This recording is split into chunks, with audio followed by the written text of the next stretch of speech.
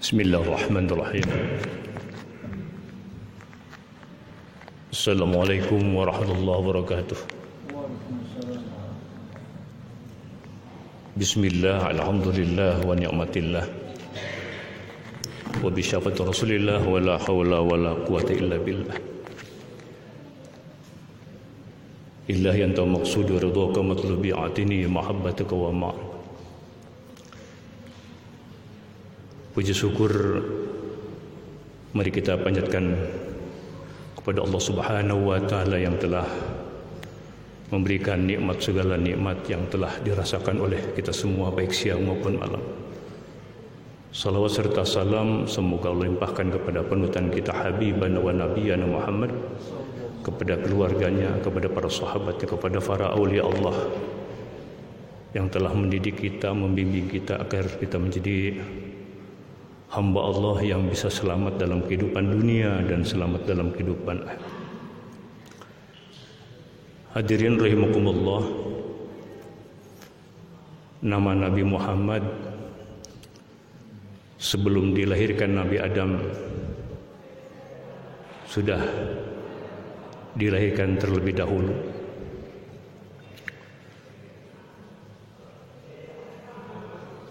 Manusia hamba Allah yang sangat mulia yang ada di alam jagat raya itu, dan kepintarannya disebut sebagai kota ilmu. Kemuliaannya dibanding dengan malaikat Jibril masih mulia Nabi besar Muhammad sallallahu alaihi wasallam. Kepintarannya lebih pintar daripada Nabi Muhammad, daripada malaikat Jibril. Sewaktu usia 40 tahun beliau mesantren di Gua Hiro, dibimbing oleh malaikat Jibril.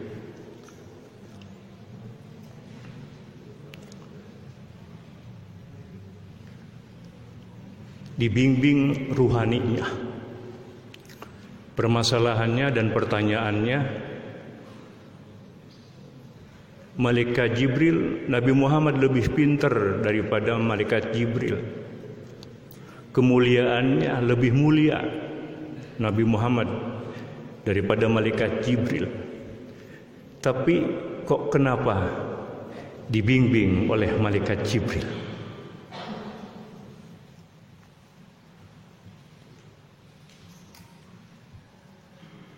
Ini mengisyaratkan secara syariat bahwa Nabi Muhammad memberikan contoh kepada umatnya agar mencari ilmu, wabil khusus tentang batiniah, adalah harus dibimbing oleh seorang guru. Bertepatan gurunya Nabi Muhammad adalah malaikat Jibril. Mesantren Nabi Muhammad itu di Gua Hiro 5 tahun. Dibimbing, diolah, dilatih selama 5 tahun. Selama 5 tahun itu diolah. Apa olahannya? Yaitu mengenai masalah penanaman bibit iman ke dalam hati Nabi Muhammad. Dibimbing tentang solat batin. Sesungguhnya Nabi tidak perlu dibimbing oleh malaikat Jibril karena sudah lebih pintar dan lebih mulia. Tapi Nabi, sekali lagi, Nabi memberikan contoh kepada umatnya bahwa yang namanya ibadah batin itu diantaranya adalah harus mendapatkan bimbingan.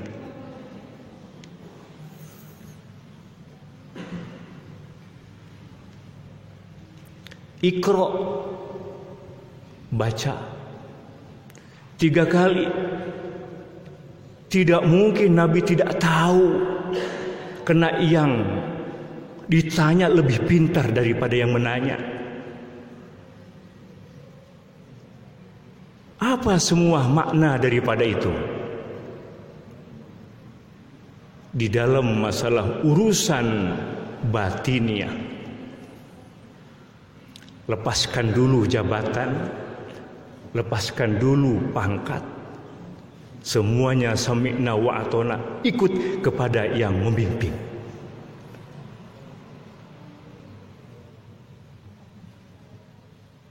Ternyata isi daripada Iqra itu adalah penanaman bibit iman tentang kalimat tauhid la ilaha illallah. Dibimbing oleh malaikat Jibril, dimasukkan ke ruh jasadi, kemudian dimasukkan ke ruh ruhani, dan dimasukkan kepada ruh sultani.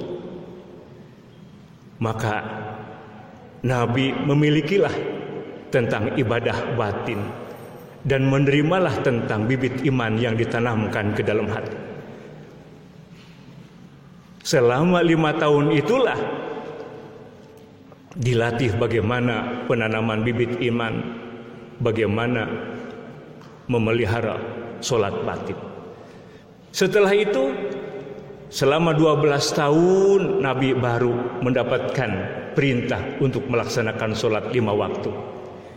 Jadi Nabi memberikan contoh iman dulu baru Islam. Dua-duanya sudah didapat, lahirnya sudah didapat, batiniahnya sudah didapat.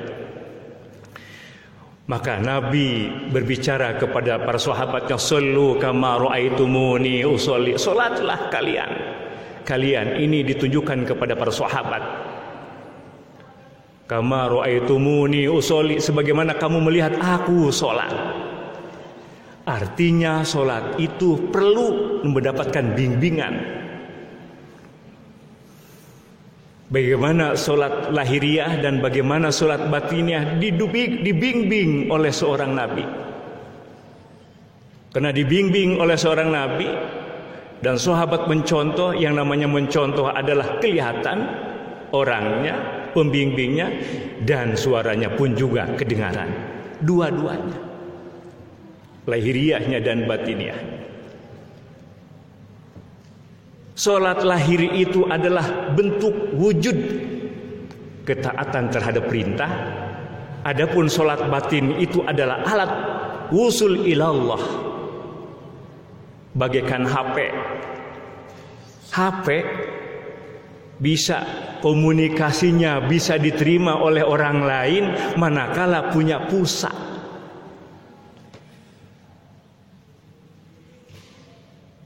Manakala punya pulsa. Sekalipun itu HP-nya mahal, tapi kalau tidak punya pulsa, maka tidak bisa dipakai komunikasi. Artinya apa? HP lahiriahnya, pulsa sebagai batiniahnya, dua-duanya.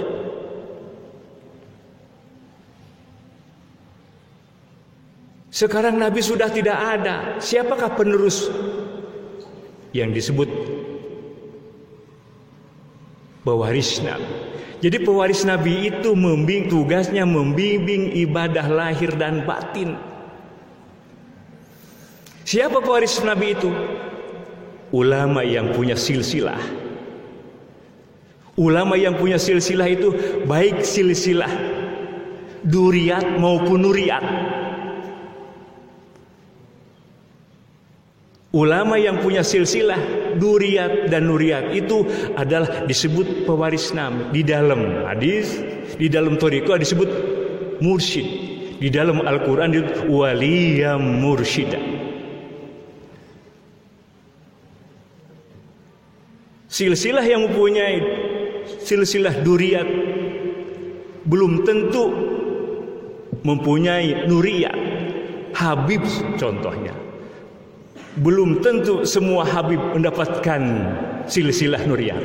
Tapi kalau orang yang sudah mendapatkan nuriyat, sudah pasti mendapatkan duriyat. Jadi ulama yang dipilih sebagai pewaris Nabi itu adalah ulama yang mempunyai silsilah duriyat dan nuriyat itu. Dan ulama ini, kata hadis,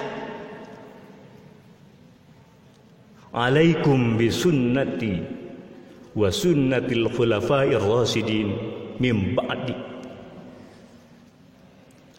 tamassaku biha wa'adu 'alaiha bin nawajid. Pegang erat-erat, jangan sampai lepas. Karena itulah yang membimbing ibadah ruhaniyah. Tapi ada orang yang dibimbing oleh ulama yang tanpa silsilah. Bagaimana sholatnya? Sholatnya hanya sebatas tatanan lahiriah.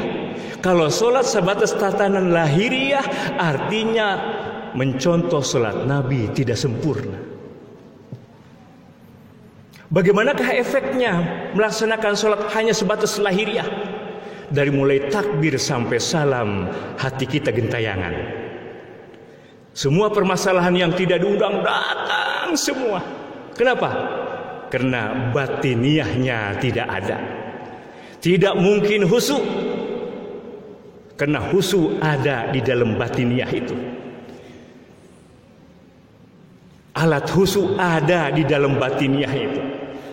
Kalau batiniahnya tidak khusyuk, man lam yakhsha fi sholati fasadat sholatuh. Kalau tidak khusyuk solat kita gentayangan, artinya solat kita rusak. Kalau rusak tidak akan bisa diterima oleh Allah Subhanahu wa ta'ala.